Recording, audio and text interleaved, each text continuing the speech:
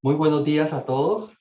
Desde la Universidad del Norte nos sentimos muy complacidos de contar con su participación en esta actividad que hemos titulado Liderazgo Imperfecto. Damos la bienvenida a todas las personas que se nos están conectando en ese momento a esta actividad. Y mientras se van conectando, quiero comentarles varias cosas. Primero, presentarme. Mi nombre es José Campillo y hago parte del equipo de la Dirección de Especializaciones de la Universidad del Norte. Y en el día de hoy también nos acompaña nuestro conferencista, el doctor José Manuel Echeverry, actualmente gerente de talento corporativo de la empresa Argos, y a quien también le damos una cordial bienvenida. Me parece importante dar una información con respecto a aquellas personas que nos están acompañando en ese momento, nos están viendo y están interesados en vivir una experiencia como estudiantes a nivel de especialización. Indicarles que actualmente se encuentran abiertas las inscripciones hasta el 15 de junio. Vamos a proporcionar una información por el chat de esta plataforma. Les vamos a enviar un email de contacto, un enlace en donde van a conocer el portafolio de las especializaciones correspondientes a la dirección de especializaciones, donde podrán encontrar información sobre planes de estudios, docentes, horarios de clases, precio, entre otros, y un link de inscripción en caso de estar decidido a iniciar la especialización. ¿De qué trata esta actividad? Nuestro webinar, que se ha titulado Liderazgo Imperfecto, indica que se ha creado un imaginario de líderes que no existen en la vida real, esperando que sean perfectos, muy similares a un superhéroe. Esta visión genera unas expectativas imposibles de cumplir y hace que los líderes pierdan su autenticidad, olvidando los verdaderos desafíos que deben enfrentar y dónde deben focalizar sus esfuerzos. La actividad tiene una duración de aproximadamente de 45 minutos, en donde al final ofreceremos un espacio para dar respuestas a sus inquietudes, a todas sus preguntas, las cuales podrán escribirlas en el chat y serán respondidos por nuestro conferencista al final. Antes de dar inicio con la conferencia, quisiera presentar a nuestro conferencista invitado, doctor José Manuel Echeverry, como un ejecutivo de recursos humanos con más de 15 años de experiencia en compañías multinacionales en diversos países como México, Centroamérica, Perú, Ecuador y Colombia. Con experiencia en procesos de fusión y adquisiciones en compañías de consumo masivo y farmacéuticas, Procter & Gamble y Gillette, entre otros. Diseño de estructuras organizacionales, planes de sucesión y procesos de transformación en Latinoamérica. Actualmente, como les indicaba, en el Grupo Argos es el gerente de talento corporativo y previamente ha ocupado cargos del orden de vicepresidente de Recursos Humanos y Sostenibilidad en Protección, director de Recursos Humanos México, Centroamérica y Región Andina en RB, una compañía de consumo masivo británica, y director de Recursos Humanos Avon Colombia, Ecuador y Perú. Los dejo con nuestro conferencista invitado, doctor José Manuel Echeverry, a quien le damos nuevamente las gracias por compartir este espacio y bienvenido. Muchas gracias. Adelante, José Manuel. Gracias, José. Muchas gracias a todos los que están conectados, que hay un número súper interesante de personas, ya estamos por llegar a 60 personas conectadas, entonces bienvenidos al espacio. Voy a compartir mi pantalla para empezar a conversar sobre este tema que, como bien lo mencionábamos ahora y hacían un muy buen resumen de se trata de hablar un poco de liderazgo imperfecto. Y como voy a iniciar un poco con el resumen que hizo mi tocayo José alrededor de, efectivamente estamos buscando la perfección y esa perfección a veces no va a llegar y esa perfección genera también unos límites importantes en la ejecución del día a día, de lo que nosotros empezamos a hacer como profesionales, como líderes, pero también desde el punto de vista del liderazgo. Cuando hablamos de imperfección, no estamos hablando que vamos a renunciar a la excelencia. Es un punto también muy relevante. Cuando hablamos de imperfección, ahorita entraremos en el detalle, hablamos de cómo hacerlo distinto, aceptando justamente nuestros defectos y todo lo que tenemos bueno y no tan bueno, pero eso no significa que deba renunciar a buscar siempre la excelencia, buscar resultados sobresalientes y buscar que realmente seamos cada vez mejor. Entonces, eso también es otro punto importante. Y voy a iniciar justo con lo que se estaba mencionando y es que tenemos un imaginario de nuestros líderes que claramente solo existe en las películas. Lo que están viendo en las imágenes, en estas imágenes, son los superhéroes. Me encantan las analogías porque creo que nos ayudan mucho a describir un poco lo que nos pasa en la vida cotidiana, pero también en la vida profesional o en nuestras compañías en general. Y este imaginario de superhéroes que son básicamente invencibles, son perfectos y son tan irreales que efectivamente todo el mundo sabe que efectivamente no existen y que no existen en la vida real. Sin embargo, eso pone esa presión en los líderes y en los jefes alrededor de querer mostrarse como invencibles, como que pueden hasta volar, pueden hacer cosas mágicas y están buscando, obviamente, generar una imagen que no es posible realmente mantener y que además tiene otro problema muy grande y es que cuando empieza uno a tratar de generar esta imagen de superhéroe, invencible, infalible, de todo tipo de cosas, perfectos, básicamente, pues al final también está minando la credibilidad de ese líder o de ese jefe, porque todos sabemos que esto no existe, que esto existe en las películas, pero en la vida real no existen ese tipo de líderes como Superman o Superchica o cualquier otro superhéroe de los que conocemos de las películas. Y cuando empieza a minar o a deteriorar la credibilidad, empieza a generar también entornos difíciles de gestionar, tanto para la persona porque no genera confianza y credibilidad, como también distrae un poco la atención de lo que deberíamos focalizarnos como líderes. Ahora, estos líderes imperfectos y este imaginario de líderes también viene de una realidad que ha venido ocurriendo y se ha venido acelerando con el transcurso del tiempo. Antes los líderes podían darse el lujo de tener esta imagen o generar este imaginario y de alguna forma las personas también, a pesar de que sabían que no era real y que eso era imposible, digamos que jerárquicamente las compañías sí permitían hacer esto de alguna manera porque el esquema y los procesos estaban estructurados de esta forma. Sin embargo, las compañías y los tiempos han cambiado de manera dramática y voy a contarles un poco por qué es que también eso se empieza a volver muy importante desde el punto de vista de ser un líder imperfecto, porque efectivamente las demandas de los líderes están siendo cada vez mucho más elevadas, están siendo más demandantes desde el punto de vista de lo que se espera de ellos. Y se espera de ellos tres grandes cosas. Una, alrededor de la estrategia, porque sí se espera de todos nosotros como líderes de que podamos ver el largo plazo, podamos estar anticipando las situaciones, podamos navegar en estos entornos tan complejos. Segundo, que produzcamos resultados. Definitivamente no nos ganamos nada con un líder visionario si al final de los días no logra producir resultados y lograr las metas que se plantea. Pero tercero, es también cómo ese líder entiende que tiene que gestionar las personas. Es algo que yo repito constantemente alrededor de que infortunadamente en tiempos pasados, sobre todo que era más permitido, los líderes terminaban tercerizando la gestión del talento de las personas o de los equipos en las áreas de recursos humanos de las compañías, lo cual claramente es un error estratégico. Y cuando uno tiene esas tres grandes aristas y se fijan, que estamos hablando de estrategia, resultados y personas, que son tres grandes responsabilidades que tienen los líderes, pues efectivamente le pone una presión una visibilidad mucho mayor, lo cual hace que efectivamente la gente exija mucho más de nosotros como líderes.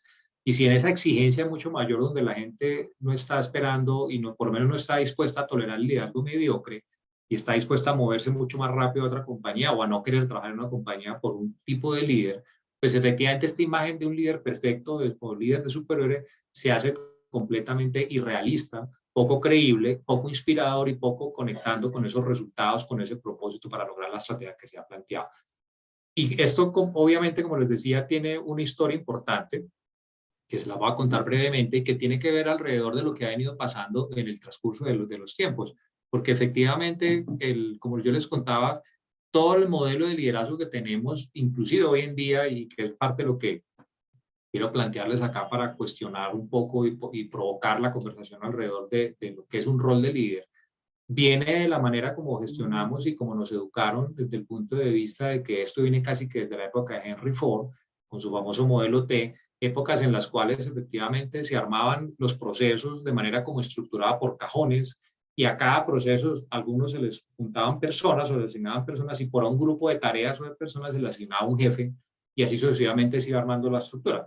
Y si se fijan con esta narrativa, pues muchas de las estructuras inclusive que tenemos hoy en las compañías siguen siendo estructuras por más que han evolucionado, siguen siendo estructuras más parecidas a las del modelo T de Henry Ford de hace más de un siglo, pero han ocurrido diferentes retos. El primer gran reto que ocurrió fue en los años 90 y casi que hasta finales de los años 2000, que vino todo el tema de procesos. Esta fue la época en la cual eh, la economía y las compañías empezaron a buscar la mayor cantidad de eficiencias posibles y fue la época en la cual muchas compañías globales empezaron a hacer integraciones verticales, tratando de tener toda la cadena de valor completa para tratar de esa forma poder garantizar el máximo de eficiencia. Pero para poder hacer ese proceso de escalabilidad e integración vertical, les tocó empezar a revisar todos los procesos. Esa fue la época donde incluso se puso muy de moda todos estos temas de calidad, de control de calidad, que por supuesto evolucionó, pero que definitivamente lo que generó fue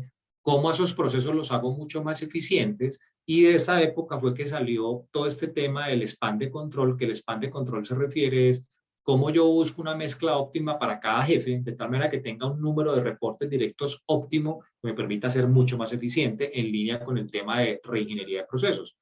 Esto generó un primer reto para los líderes porque automáticamente lo que hizo fue que se eliminaron capas de jefes en ese instante, en esa época. Al hacer eficientes los procesos, se eliminan procesos por un lado, pero por el otro lado se generan equipos mucho más grandes. Algunos seguramente no recordarán, pero a mí sí me tocó cuando uno tenía jefes que tenían una sola persona a cargo o dos personas a cargo para tareas que realmente ni necesitaban tener un jefe específicamente. Entonces, una primera gran presión que trae para los líderes esta reingeniería de procesos es que se quitan capas de jefes y a los líderes automáticamente le empiezan a caer equipos mucho más numerosos. Esa es la época en la cual los equipos comerciales, por ejemplo, que es tal vez el ejemplo más evidente de ventas, por ejemplo, empiezan a tener jefes o gerentes de ventas o distritos en alguna regional con equipos muchísimo más numerosos, y cuando hablamos de numerosos son equipos de 20 personas, por ejemplo, que eso antes era impensado, antes de esta época no ocurría ni pasaba por la cabeza siquiera. Entonces, una primera gran presión es el span de control trae o conlleva una presión importante y un estrés adicional para los gerentes o para los líderes alrededor de gestionar equipos mucho más numerosos. Eso empieza a generar un reto y un desafío muy grande. Luego en el 2010 hay el boom de la digitalización. No es que en esta época haya llegado el Internet per se, pero la realidad es que en esa época es que todo el tema digital y las redes empiezan a tener un despliegue importante y un crecimiento exponencial. Y esto porque es importante para hablar del liderazgo, porque antes de que ocurriera esto, también los que llevamos un poco más de tiempo trabajando, nos tocó una época en la cual el líder controlaba la información. Entonces, la información bajaba jerárquicamente, bajaba de un presidente, de un gerente general de una compañía, bajando escalón por escalón, se iba, por supuesto, distorsionando. Y si no se distorsionaba, al menos cada nivel del escalón o de la jerarquía filtraba la información basada en sus prioridades estratégicas o sus necesidades particulares, y eso lo iba transmitiendo a los equipos. De tal manera que la información que llegaba a la base de la pirámide, para ponerlo así de crítico, pues era mucho más limitada.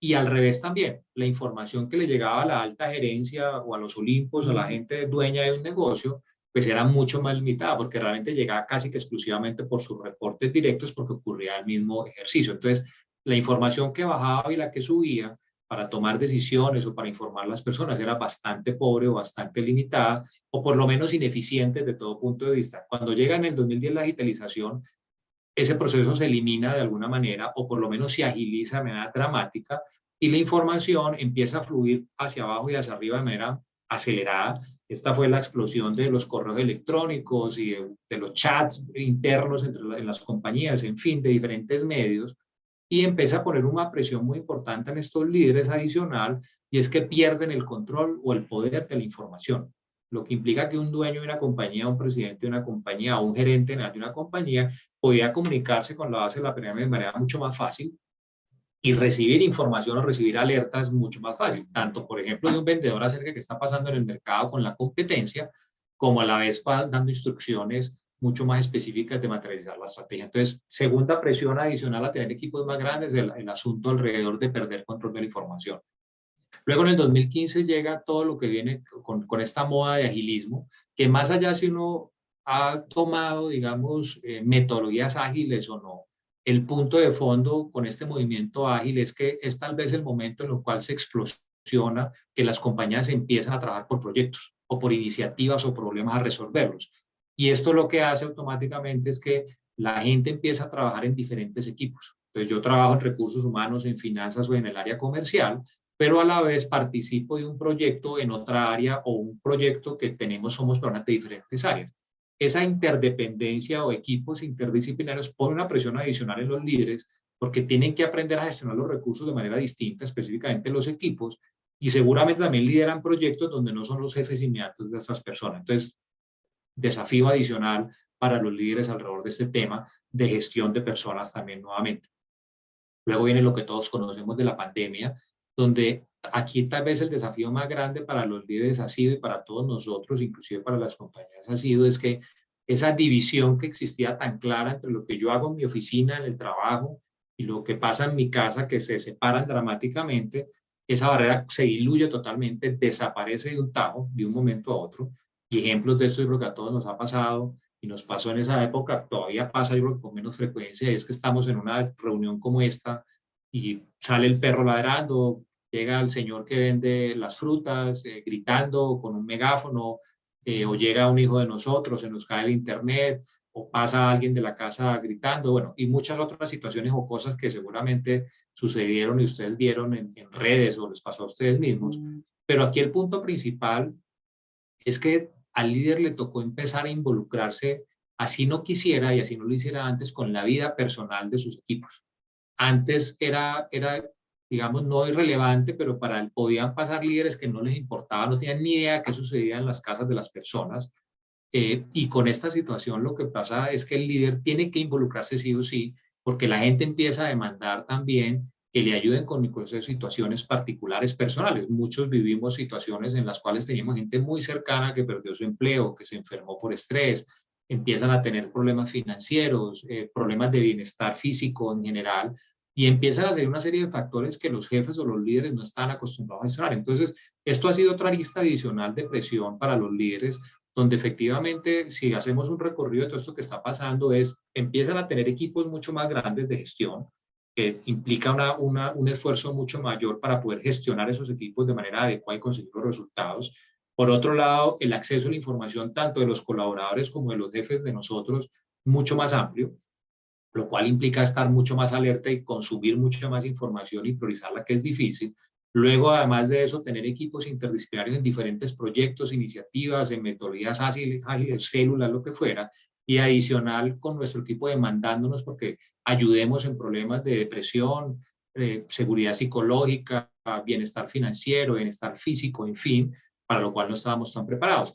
Lo que el mensaje que les quiero dar es que efectivamente el rol de nosotros como líderes se ha vuelto mucho más exigente en las tres aristas: estrategia, resultados, pero principalmente en la gestión de los equipos o de las personas, y eso demanda otro estilo de liderazgo que efectivamente implica que balanceemos las tres aristas. Ya no basta manejar una de las dos iniciales, estrategia y resultados, definitivamente tenemos que gestionar otras aristas y ponerlas casi que en la misma balanza, y dependiendo de la situación subir o bajar alguna de estas aristas, y eso hace que se cambien como los ejes o unos retos en particular eh, alrededor de esto. Si adicional a esto hablamos también de que el entorno se volvió mucho más líquido, y cuando me refiero a entorno más líquido es que se volvió mucho más cambiante, mucho más desafiante desde todo punto de vista. Estábamos acostumbrados a manejar las cosas de una manera más estable, con una pandemia apenas entendiendo y saliendo de esto, y por ejemplo estamos saliendo de pandemia, pero por el otro lado, inflación disparada, guerra en Ucrania, conflictos con China, bueno, en fin, una serie de situaciones que hace que ese entorno sea cada vez más líquido desde el punto de vista que está en constante movimiento, y gestionar en constante movimiento pues es difícil porque puede volverse caótico en alguna manera, pero eso implica también, si uno hace la analogía de que esto que ven ahí en imagen, que es un cojín de lirios, que son algo que ustedes pueden ver en humedales, es muy común en nuestro país y en todas las ciudades de nuestro país, donde son hojas específicamente, y es una planta.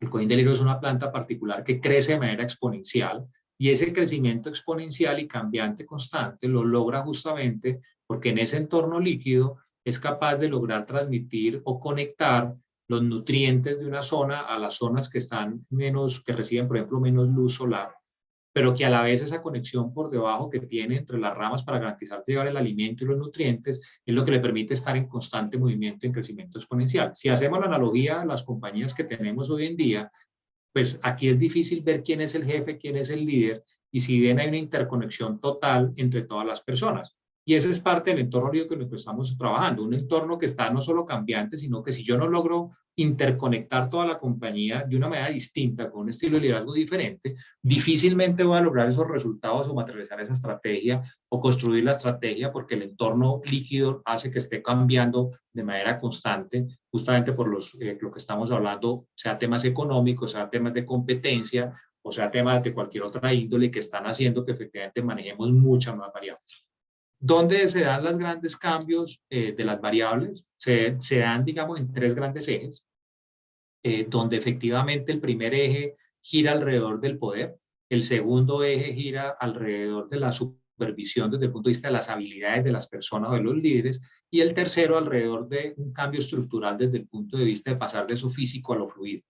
En el primer reto que hay muy grande para los que somos líderes desde el punto de vista del cambio de poder, gira alrededor de cómo yo empiezo a trabajar como líder, no en mi éxito personal, sino cómo garantizo que el equipo tenga éxito. En la medida que el equipo tenga éxito y tenga los mejores, voy a lograr los resultados extraordinarios.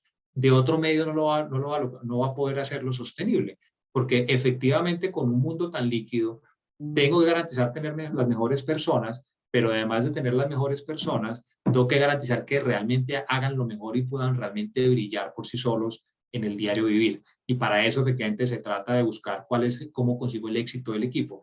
También empieza a generar un desafío importante de cómo yo mido al líder. Y a los líderes los tengo que empezar a medir también con la gestión de los equipos, no solo desde el punto de vista de tener los mejores, sino también tenerlos muy comprometidos, con baja rotación seguramente, pero también muy diversos y con las habilidades correctas, lo cual inclusive en compensación ya lo estamos viendo en muchas compañías que han migrado a tener parte de sus bonos por resultados con temas de rotación de talento y empiezan a pagar es la compensación variable, incluyendo variables de diversidad e inclusión. Por ejemplo, hace poco estuve con una compañía europea que su evaluación de desempeño incluye para la compensación variable qué tan diversos esos son sus equipos desde el punto de vista de diversidad de todo tipo, o de unas aristas en particular, no solo de género, para garantizar que efectivamente puedan tener resultados extraordinarios. Entonces, el tema de compromiso y de otra serie de variables para poder ver la satisfacción del equipo en diferentes aristas hacen parte ya de algunas compañías de la manera como les remuneran variablemente. Y también cómo empiezo a buscar o a medir ese líder desde el punto de vista de su capacidad de producción de líderes o de nuevos líderes o de producción de talento en sí, para poder generar esa movilidad del talento internamente en las compañías y garantizar que estén subiendo sus capacidades. Eso desde el punto de vista del poder. Entonces pasamos del yo al nosotros, lo cual no es nuevo, pero lo cual se está volviendo cada vez más demandante por todos los equipos y por todas las personas que entran al mundo laboral. El segundo elemento es el tema de la supervisión desde el punto de vista de las habilidades, y es cómo realmente mido el resultado final y no hago microgestión del día a día alrededor de tareas. Entregar tareas o tener evaluaciones de desempeño basado en tareas o actividades es realmente irrelevante desde el punto de vista que eso no genera valor. Lo que genera valor es el resultado final que materializa la estrategia o el objetivo particular. Entonces, cada vez estamos migrando más.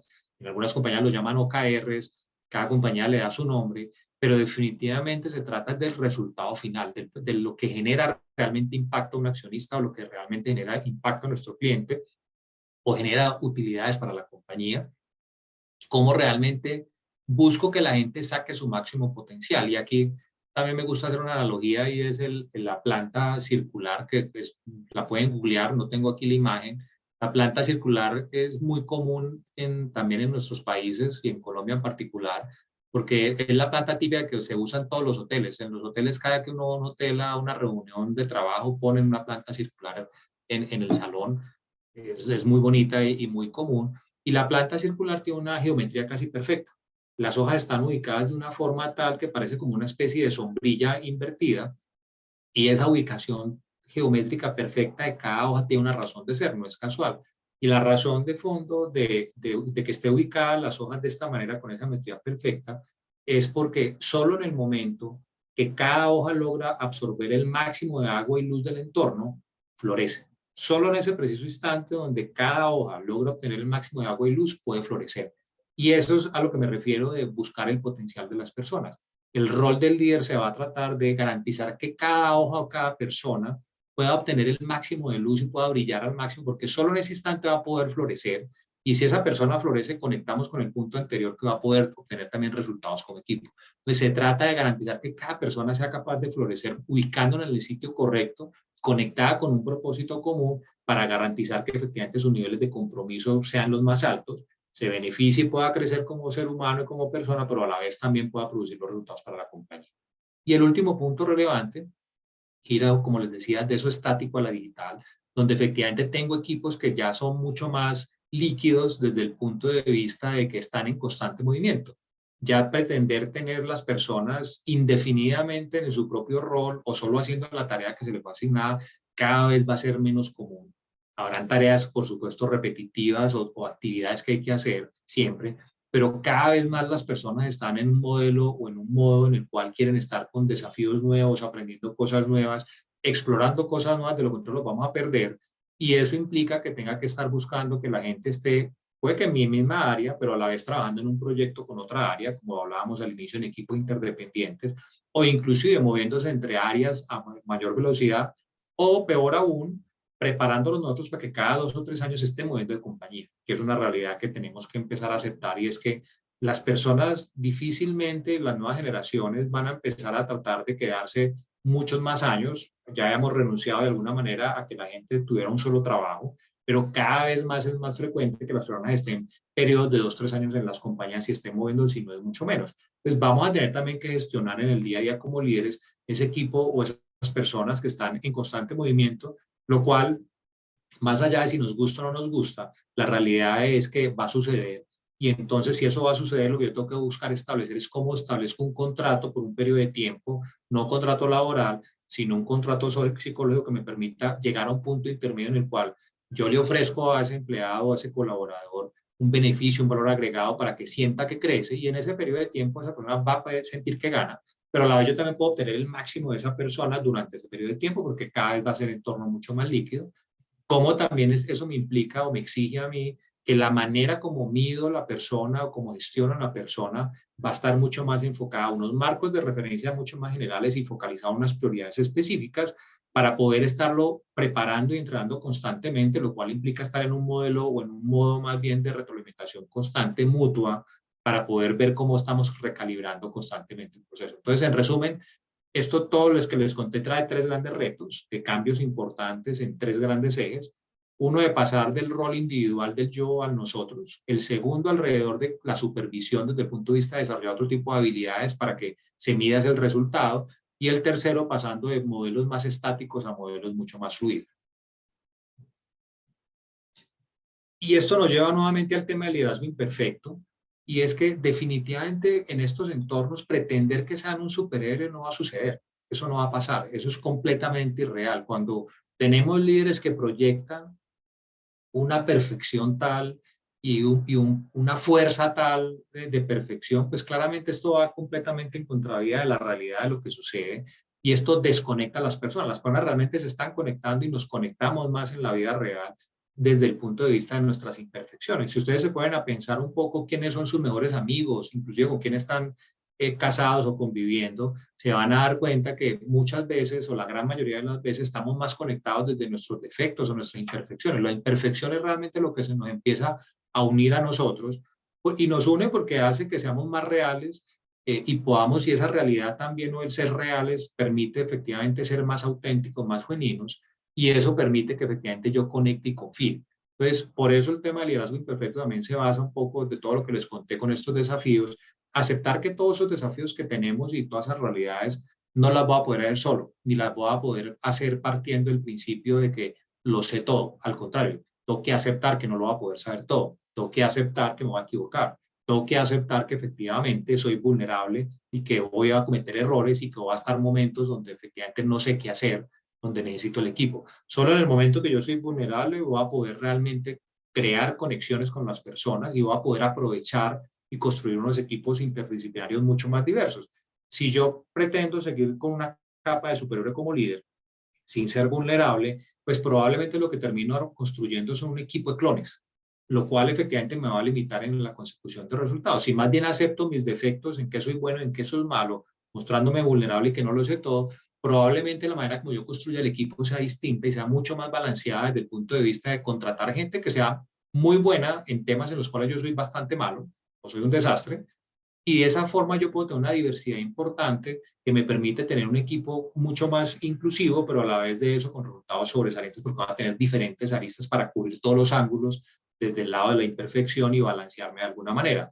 También se trata de un líder que genera entornos de seguridad psicológica. Cuando hablo yo de entornos de seguridad psicológica, es entornos en los cuales las personas pueden conversar, pueden hablar abiertamente de lo que están pensando, inclusive de lo que están sintiendo o de las dificultades que tienen para poder levantar la mano siendo vulnerable y decir, no sé, necesito ayuda acá. Cuando hablamos de seguridad psicológica, no estamos hablando de poner las personas en algodón y no tocarlas, no exigirles, no tener conversaciones difíciles, para nada tiene que ver con eso. Se trata, como les decía, de cómo yo genero un espacio en el cual las personas se sienten tranquilas en conversar sobre los temas, a pesar de que tengamos diferentes puntos de vista. Esto también implica un punto relevante y es que estamos esperando de los líderes que se vuelvan líderes mucho más mentores. ¿Por qué líderes más mentores? Porque conecta con lo que les contábamos hace un rato y es necesitamos líderes que produzcan más líderes, que produzcan talentos cada vez más rápido, a mayor velocidad y que detecten los talentos de la persona mucho más rápido. Por eso necesito unas habilidades de mentor para poder estar más atento a cómo descubro qué sueña la persona, en qué es muy bueno la persona, en qué no es tan bueno y realmente lo detecto supremamente rápido para poderlo ubicar en el sitio que más puede brillar o más puede florecer. De eso se trata justamente el liderazgo imperfecto, que es como ven contrario completamente a un superhéroe. Y voy a cerrar con esta parte, y es que fue algo con lo que yo mencioné al inicio, y es cuando hablamos de liderazgo imperfecto no estamos hablando de renunciar a la excelencia. Por el contrario, lo que estamos hablando es de buscar la excelencia, pero de una manera distinta. Y esa excelencia no se logra siendo excelente yo, se logra logrando que las personas sean excelentes y esa excelencia que consigo en los demás es lo que me va a permitir a mí lograr la excelencia. Se trata sobre todo de hacer brillar las personas para yo poder brillar y por supuesto parte también de ser vulnerable para aceptar en qué soy bueno, en qué soy malo y poder tener un altísimo nivel de autoconciencia para poder realmente comprender cómo desde ese punto de vista me puedo parar para poder ver las personas con otro lente, con otros ojos que permita realmente poder detectar sus talentos y sus sueños para que esas personas realmente, esos equipos puedan brillar y florecer de la mejor manera. Yo voy a parar. Muchas gracias. Agradecemos a nuestro conferencista lo provechoso que ha sido abordar esta temática en este espacio y bueno, abro en este momento un espacio para leer. Tenemos preguntas, doctor José Manuel, y quisiera pues comenzar con la siguiente. Juan Esteban Hoyos nos escribe lo siguiente. Dice así, respecto al cambio de habilidad, el entrenamiento de mi equipo de trabajo para alcanzar su potencial, ¿es recomendable realizarlo de manera grupal o individual para trabajar ese feedback de lado a lado como persona o grupo? Es muy buena pregunta. Yo soy va a respuesta de consultor en la primera parte y es depende. Yo diría que hay habilidades que sí requieren una formación mucho más individual, pero yo creería que en general son muy pocas. Yo tengo un convencimiento de que tiene que ser más grupal. ¿Y por qué debe ser un poco más grupal? No necesariamente grupos masivos ni nada por el estilo, es por lo que estaba inclusive, que lo mencionaron allí, y es la retroalimentación constante. Cuando uno genera espacios de aprendizaje donde hay varias personas, nada mejor que el escarnio público para subir el estándar. Cuando estoy solo tratando de mejorar alguna habilidad en particular, fácilmente yo con yo me termino autoengañando. Y voy a poner un ejemplo sencillo. Creo que a todos nos ha pasado en algún momento que queremos o bajar de peso o comer más saludable. Y voy a poner el ejemplo de mi papá. Mi papá, por ejemplo, eh, con mucha frecuencia trata de deja de comer arepa de huevo, buñuelos y otra serie de cosas porque sabe que le hace daño. Está en la casa y en la casa con mi mamá y enfrente de nosotros cuando lo visito come supremamente saludable, pero lo que no cuenta es que luego se va a la tienda de la esquina al escondido a comer arepa, huevo y buñuelo. Entonces, la capacidad de autoengañarnos es demasiado alta. Cuando estamos hablando de foros o de públicos, de alguna manera, el que el escarnio público o el vecino te pueda retroalimentar de manera directa definitivamente se vuelve importante para subir el estándar, para forzarlo a no autoengañarlo. Entonces yo sí creo que de alguna manera la inteligencia colectiva y el poder estar en grupos grandes o pequeños dependiendo de la habilidad genera mucho valor porque además eso pone un estándar más alto. En algunos casos puede generar competencia, pero esa competencia de esa manera sana. Muchas gracias. Mauricio Gómez nos escribe también lo siguiente. Siempre he creído que la mayoría de los líderes buscan el éxito del negocio en la estrategia en lugar de buscarlo en la cultura. ¿Crees que la cultura organizacional debe definir el comportamiento del líder o es el líder quien define los comportamientos del equipo? Esa es otra muy buena pregunta, porque yo lo que creo es que efectivamente hay una confusión con la cultura y creemos que la cultura es de recursos humanos y con unos valores y unas cosas pintadas en PowerPoint en las paredes muy lindas, que por supuesto hay que hacerlo, pero realmente la cultura la moldean son los líderes. La cultura es el reflejo de los líderes y los líderes de las capas superiores principalmente, pero en general de todos los líderes.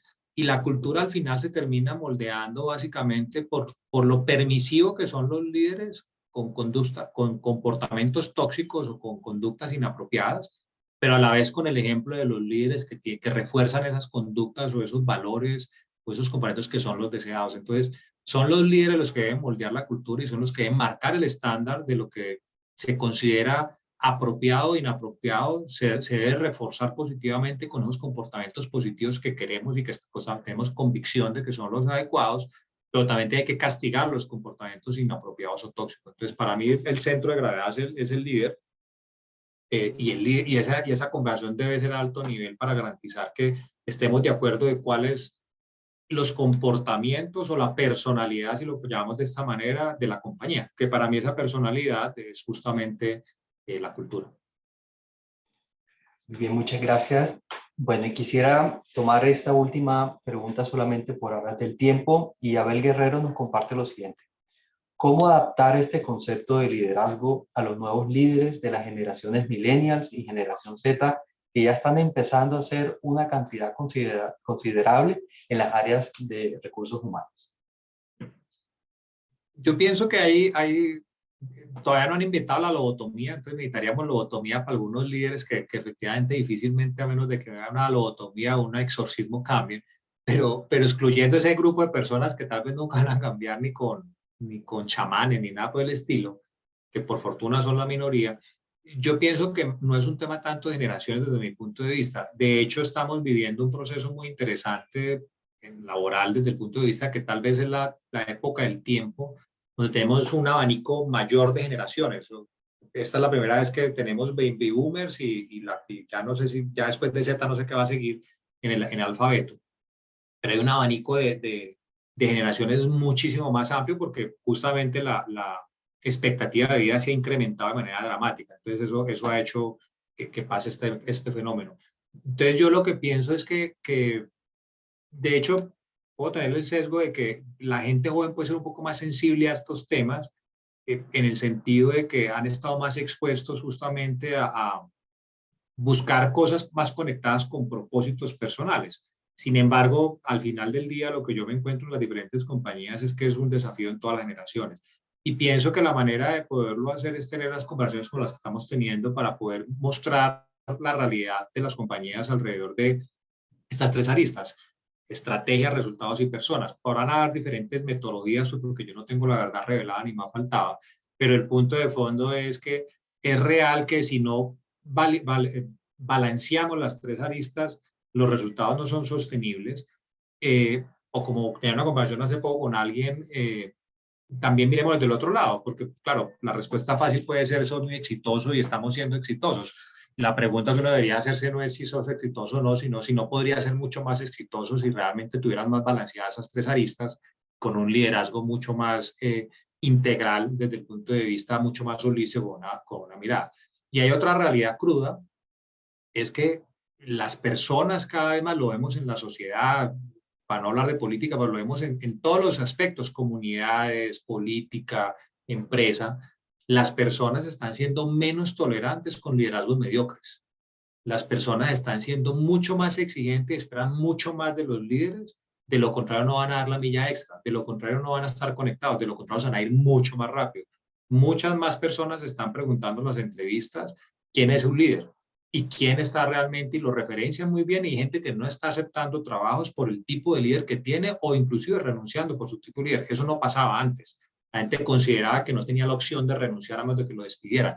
Hoy la gente ya es consciente que puede renunciar y puede buscar otro trabajo y no está dispuesta a soportar o aguantarse un líder tóxico, un líder killer, o un líder que va que destruye talento, o que destruye la cultura, o que maltrata, o que irrespeta, o que no tiene las características que están esperando. Entonces yo sí creo que por el otro lado va a haber una presión cada vez mayor de que si yo no empiezo a migrar y no refino mis capacidades de liderazgo, considerando estrategias, resultados y manejo de personas, no voy a ser capaz y va a ser cada vez más difícil atraer talento y retenerlo. Agradezco mucho a nuestro conferencista haber abordado cada una de las preguntas que han sido leídas. Antes de finalizar este webinar, quisiera recordarles a nuestros asistentes que se encuentra abierto el proceso de inscripción para todo el portafolio de especializaciones que ofrecemos y que quieran vivir de una experiencia académica inolvidable. Esperamos haya sido de su interés. Los invito a aplicar los tips que nuestro conferencista nos ha comunicado y permitir a la Dirección de Especializaciones de la Universidad del Norte los acompañen en sus procesos de formación académica. Agradezco nuevamente a todos los asistentes, a todas las personas que se conectaron y que nos están acompañando. Posterior a esta actividad les enviaremos también la grabación de esta actividad que hemos llevado de manera exitosa. Agradecimientos también enormes a nuestro conferencista. Muchas gracias, doctor José Manuel Echeverry, por acompañarnos, haber dedicado este espacio y transmitirnos esta información tan importante a todos nosotros, a todo el equipo de la Dirección de Especializaciones, al equipo de Dirección de Mercadeo y de TICS que nos acompañó. Les recuerdo seguirnos en nuestras redes y les deseo un feliz día para todos. Que estén muy bien. Hasta luego. Muchas gracias.